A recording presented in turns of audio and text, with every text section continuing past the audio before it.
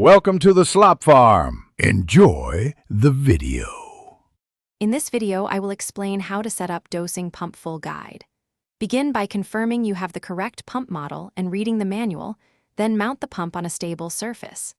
Attach inlet and outlet tubing securely, install any recommended check valves, and ensure fittings are tight.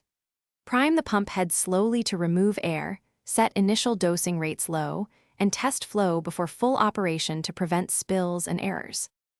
After mechanical mounting, handle electrical setup with care and follow the manual's wiring diagram.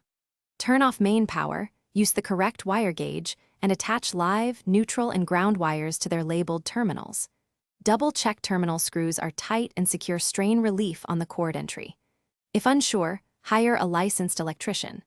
Restore power and use a multimeter to confirm voltage before running the pump to protect equipment and ensure safe operation. If you're enjoying this walkthrough, please subscribe and like.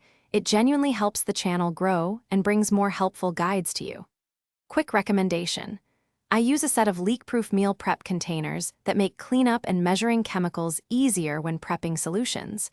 Check the description for the link and current deals. Your support lets me keep making practical content, and now let's get back to the video. Programming and calibration are key to accurate dosing, so take time to set them properly. Access the control menu to enter dosing volume, frequency, and pump speed per your solution's requirements.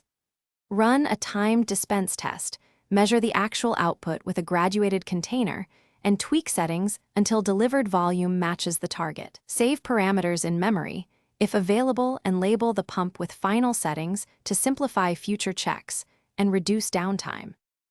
Thanks for watching. Consider subscribing if we helped you today.